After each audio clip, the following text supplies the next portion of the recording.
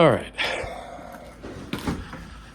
Well, I figured I'd do a video on my 690 because these bikes have not been getting a lot of love on the YouTube. Dork on the Road posted a video, doesn't like it. Ian from Big Rock Moto has had a couple of these, keeps getting rid of them, doesn't like them. Spite doesn't like it. Everybody's classifying this bike wrong. It's not an adventure bike. It's not a dirt bike. It's a dual sport bike. Now, obviously, you can do what I've done, and you can set this bike up as an adventure bike. All right, I've got a Yankro fairing here with tower. That holds my Garmin. This is a 17, so it does have a full dash.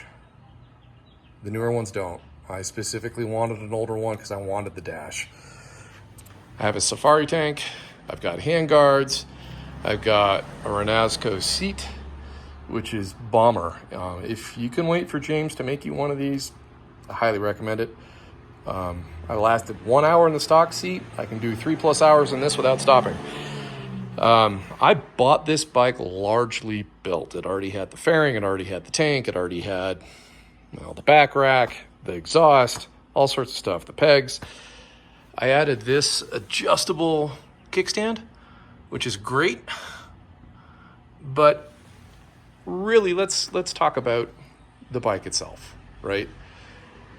The way I have it set up, it's 350 to probably 375 pounds, depending on how much gas I have in this front tank. This is still 100 pounds lighter than a T7, which is what my riding partner has. And don't get me wrong, those are beautiful bikes. I love the way they look. They sound awesome with the pipe. But I had to help him pick his up 3 times off-road, and even with the two of us, it was outrageously difficult. This is a lot easier to handle.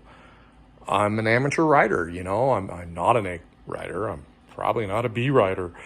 My bike falls over, takes lots of naps, right? As my graphics show. And picking this thing up is just so much easier to do. They require some work. And that is one of the bad things about this bike. That this bike, right out of the box as an enduro, isn't the great choice, right? I mean, at that point, pick a 500 EXC. Or if you want an adventure bike, buy an Aprilia Touareg or a T7, right? But if you don't want to deal with the weight and you have some extra money, you want to build something, or better yet, you do what I did. This bike had 1,200 miles on it when I bought it. It was a 2017. I bought it in 2020 or 2021. The guy had already done all the stuff to it. I did the bash plate. I did the shifter and the brake peg and the kickstand, and I added a set of racks that I bought used. I saved thousands and thousands of dollars. Oh, he also had conflict suspension on it, which I did have to send back to them to get revalved because he weighed like 60 pounds more than me. This is the way to go. I live in Colorado. I can get to trails inside of 30 minutes from my house. If I live somewhere that I had a couple-hour ride on slab to trails, okay, this is still the best under 400-pound choice. But at that point, you might be wishing that you had an Aprilia Touareg or a T7. Or the bigger brother, the 890R, right? But then you have to be able to handle that weight off-road. And as I'm 6 foot, 190, 195 pounds, I'm in good shape.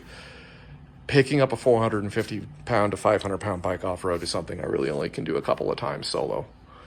After that, it's just too much. This is the answer. Is it the unicorn?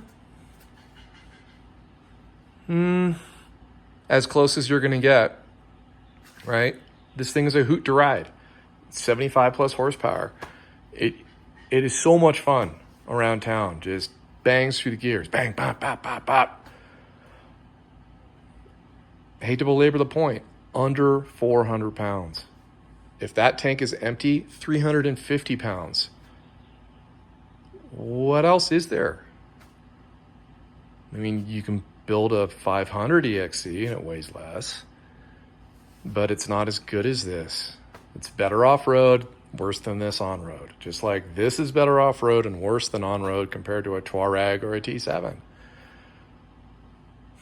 I guess you have to look at how you're going to ride, where you live, how easy it is to get to trails, and go from there. But if you're somebody like me or somebody who lives on the West, you know, you do more off-road than on, and you just want to, you have one bike. This is the only bike I have.